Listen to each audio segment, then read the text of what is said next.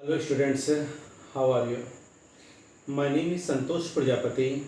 Today we shall discuss on future continuous tense. प्यारे बच्चों, grammar का ये बहुत ही कॉमन टॉपिक है फ्यूचर कॉन्टीन्यूअस है, जिसके विषय में क्वेश्चंस तो कम, ट्रांसलेशन में भी कम रोल इसका होता है, लेकिन आप इसको हरदम जाने रहो। आपने पढ़ा होगा कि जिस वाक्य के अंत में रहा होगा, रही होगी, रहे होंगे इत्यादि शब्द लगे रहते हैं तो वह वाक्य फ्यूचर कॉन्टीन्यूअस टेंस कहलाता है। ये एक जनरल डेफिनेशन है कि जिस वाक्य के अंत में रहा होगा, रही होगी, रहे होंगे इत्यादि शब्द लगा रहता है तो वह वाक्य फ्यूचर कॉन्टीन्यूअस टेंस कहलाता है। थोड़ा घुमा घुमा करके भी आप इसको देखते रहो कि इन वाक्यों में यानी फ्यूचर कॉन्टीन्यूअस में किसी कार्य के लगातार होते रहने का भाव प्रकट होता है। यानी यदि किसी वाक्य में कार्य के लगातार होते रहने का भाव प्रकट होता है, यानी भविष्य काल में, यानी इन वाक्यों में भविष्य में किसी कार्य के लगातार होते रहने का भाव प्रकट होता है। एक ये फ्यूचर कॉन्टीन्यूअस की परिभाषा हो गई। और भी देख सकते हो कि फ्यूचर कॉन्टीन्यूअस टेंस का प्रयोग ऐसे कार्य व्यापार के लिए भी होता है जो भविष्य में किसी खास वक्त पर होता रहेगा। ये समझ में, ये थोड़ा सा दूसरे टाइप का है। यानी फ्यूचर कॉन्टीन्यूअस टेंस का प्रयोग ऐसे कार्य और व्यापार के लिए भी होता है जो भविष्य में किसी खास वक्त पर होता रहेगा। स्ट्रक्चर देखा जाए, फ्यूचर कॉन्टीन्यूअस में सब्जेक्ट प्लस विल या shall plus be plus ING form plus object ये लगता है। आपने फ्यूचर इंडेफिनिट में पढ़ा था कि फर्स्ट पर्सन के प्रोनाउन अर्थात आई और वी के साथ शैल, बाकी सेकंड थर्ड पर्सन के प्रोनाउन के साथ विल का प्रयोग करते हैं। तो फ्यूचर कॉन्टीन्यूअस का स्ट्रक्चर समझ में, सब्जेक्ट प्लस विल या shall plus be plus ING form of the verb plus object. जैसे राम इस समय एक निबंध लिख रहा होगा। Ramesh will be writing an essay this time. वह मैदान में दौड़ रही होगी लग गया ना, तो she will be running in the field. और जोड़ा जाए, जो कार्य भविष्य में किसी निश्चित समय पे चल रहा होगा, जो कार्य भविष्य में किसी निश्चित समय में चल रहा होगा वह वाक्य हमेशा फ्यूचर कॉन्टीन्यूअस टेंस में बनता है। जैसे I shall be writing an essay this time tomorrow. मैं कल इस समय एक निबंध लिख रहा हूँगा।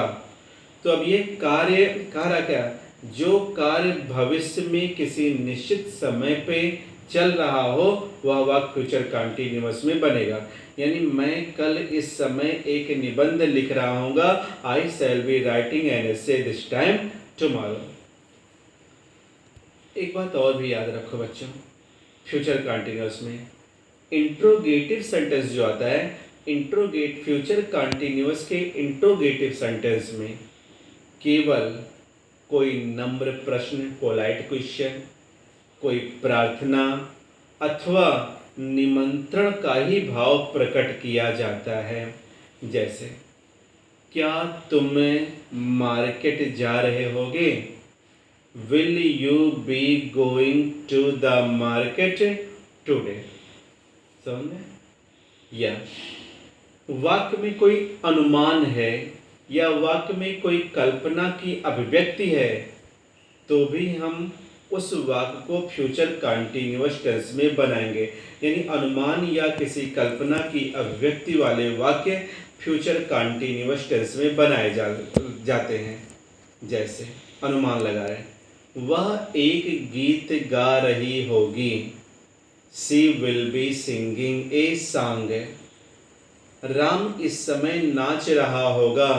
Ram will be dancing at this time. ये समझ में, और इसमें जोड़ा जाए। प्यारे बच्चों, भविष्य में होने वाला कोई स्वभावगत या आदतन कार्य जिसे हम संभावित मानते हैं कि अभिव्यक्ति को हम फ्यूचर कंटीन्यूअस टेंस में प्रकट करते हैं। यानी क्या है, भविष्य में होने वाली कोई स्वभावगत या भविष्य में होने वाली कोई आदतन कार्य जिसे हम संभावित मानते हैं, इसकी अभिव्यक्ति फ्यूचर कंटीन्यूअस टेंस में की जाती है। और आपको मालूम है फ्यूचर कंटीन्यूअस में क्या लगता है, सब्जेक्ट प्लस विल या shall plus be plus ING form plus object. जैसे spring will be coming again, बसंत पुनः आ रही होगी। Spring will be coming again, बसंत पुनः आ रही होगी। या he will be committing the same mistake, वह सेम गलती कर रहा होगा। यानी he will be committing the same mistake. या बच्चे युवा हो रहे होंगे या प्रौढ़ हो रहे होंगे। Children will be growing into adult. बताओ, ये समझ में आया आपको? अब जरा इसके हम लोग कुछ अनुवाद देखते हैं बच्चों। नियम तो समझ में आ गया, बहुत ज़्यादा इसमें है नहीं। बस आप ऐसे ही याद रखो कि जिस वाक्य के अंत में रहा होगा, रही होगी, रहे होंगे लगा हो, वह वाक्य फ्यूचर कंटीन्यूअस होगा। स्ट्रक्चर में subject will be, shall be, ING plus object लगा होगा। और जरा हम लोग 8-10 वाक्य करते भी हैं। जैसे इस समय कल हम नाश्ता कर रहे होंगे। इस समय कल हम नाश्ता कर रहे होंगे, तो क्या बनेगा, we shall be taking breakfast at this time tomorrow. इस समय की अंग्रेजी क्या होती है, एट दिस टाइम।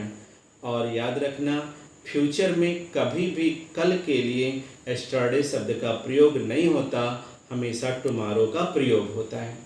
जैसे ये खिलाड़ी क्रिकेट नहीं खेल रहे होंगे, निगेटिव है।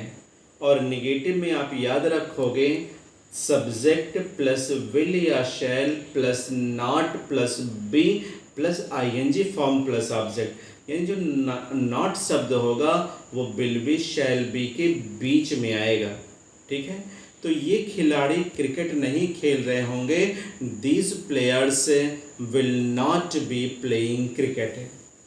या वह आज वैशाली एक्सप्रेस से दिल्ली जा रहा होगा, तो he will be going to Delhi by Vaishali express.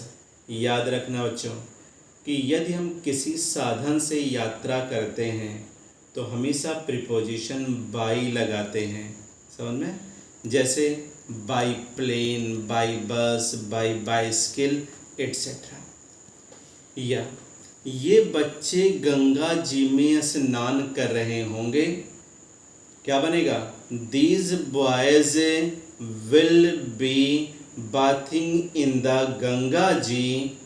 These boys will be bathing in the Ganga ji. या these boys will be taking bath in the Ganga ji. हमेशा कोई भी नदी का नाम होगा उसके पहले आर्टिकल द का प्रयोग अवश्य करेंगे। अगला वाक्य देखा जाए। ऐसे 4-6 वाक्य आप देखो, सब मिला के असर्टिव का, निगेटिव का, इंट्रोगेटिव निगेटिव का, सब का। जैसे बड़ा वाक्य करें, अब मेरी बहन मंदिर में। बड़ा वाक्य होता है तो बस याद रखो प्रीपोजिशन लगा के ऐड करना रहता, कोई कठिन नहीं होता है। अब मेरी बहन मंदिर में शिव प्रतिमा पर पुष्प चढ़ा रही होगी, तो क्या बोले। अब इस वाक्य को बच्चों तोड़ा जाए हम लोग। जैसे अब, नाउ, मंदिर में, इन द टेम्पल, और है शिव प्रतिमा पर, on the idol of Shiva, IDOL, idol माने प्रतिमा। पुष्प चढ़ाना या पुष्प भेंट करना ऑफरिंग फ्लावर्स है। तो ऐसे तोड़ लो पहले प्रीपोजिशन के साथ, उसके बाद बनाओ। तो वाक्य था अब मेरी बहन मंदिर में शिव प्रतिमा पर पुष्प चढ़ा रही होगी। Now my sister will be offering flowers. Offering flowers माने पुष्प चढ़ाना on the idol of Shiva in the temple. ठीक है, नेक्स्ट। उस समय तक माताजी भोजन तैयार नहीं करती रहेंगी। उस समय तक, उस समय तक का मतलब होता है एट दैट टाइम, इस समय तक, एट दिस टाइम। तो mother will not B cooking food by that time. आप कुकिंग फूड को प्रिपेयरिंग फूड भी कर सकते हो। Mother will not B cooking food by that time. तो याद रखना, उस समय तक, बाय दैट टाइम, इस समय तक, बाय दिस टाइम। ठीक है, नेक्स्ट इंट्रोगेटिव का भी हम लोग कुछ वाक्य लें। क्या वह शिकारी शिकार की तलाश में घूमता रहेगा? क्या वह शिकारी शिकार की तलाश में घूमता रहेगा? हंटर, हंटर माने शिकारी। PREY प्रे, PREY प्रे माने शिकार। लोइटरिंग, लोइटरिंग माने घूमना या भटकना है। LOITERING। तो बनेगा will the hunter be loitering.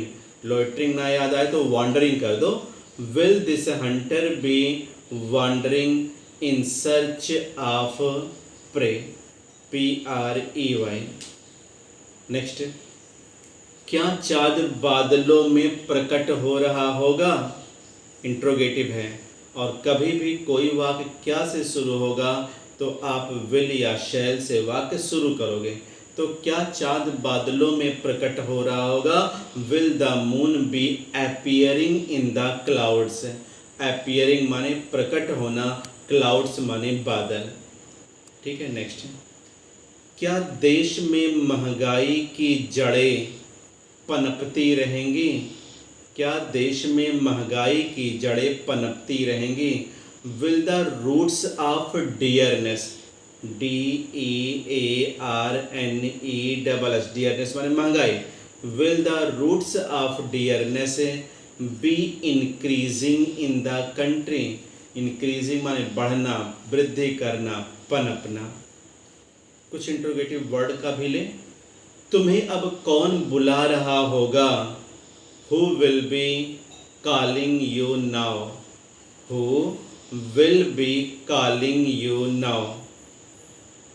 तुम कब तक अपना कार्य करते रहोगे? तो क्या बनेगा? तुम कब तक अपना कार्य करते रहोगे? How long will you be doing your work? How long will you be doing your work? कुछ और देखें। वह कितने पन्ने रोज पढ़ती रहेगी? वह कितने पन्ने रोज पढ़ती रहेगी? हाउ मेनी पेज, ध्यान रखना, how many page will she be reading? How many page will she be reading? अगला, कक्षा में कितने बच्चे उपस्थित रहेंगे? How many children will be remaining present in the class? remaining present का मतलब होता है उपस्थित रहना। क्या तुम नाश्ते के साथ कॉफ़ी ले रहे होगे? क्या तुम नाश्ते के साथ कॉफ़ी ले रहे होगे? Will you be drinking coffee with breakfast? या will you be taking coffee with breakfast? या हमें ग्वाला कितना दूध दे रहा होगा? हमें ग्वाला कितना दूध दे रहा होगा? How much milk will the milk man be giving us? How much milk will the milk man be giving us? तो ये था प्यारे बच्चों आपका फ्यूचर कंटिन्यूअस। अब आपके पास जो भी ग्रामर की बुक हो उससे आप फ्यूचर कंटिन्यूअस के वाक्य को करें। बस स्ट्रक्चर याद रखें सिंपल होगा तो subject plus will plus shall plus be plus ING plus object. Negative होगा तो subject plus will not be shall not be plus ING form plus object. Interrogative है और क्या शब्द से शुरू हुआ है, तो आप सबसे पहले विल या शैल लगाओगे तो will shall plus subject plus be plus ING plus object है। और इंट्रोगेटिव वर्ड लगा हुआ है तो सर्वप्रथम इंट्रोगेटिव वर्ड प्लस विल या शैल प्लस सब्जेक्ट, और अगर निगेटिव है तो सब्जेक्ट के बाद not plus be plus ING plus object. ठीक है स्टूडेंट्स, हम लोग नेक्स्ट वीडियो में फ्यूचर परफेक्ट टेंस पर डिस्कस करेंगे। ओके, और आप इस चैनल को सब्सक्राइब कर लो ताकि इसका नोटिफिकेशन जल्दी ही आपको मिलता रहे। Good night, bye.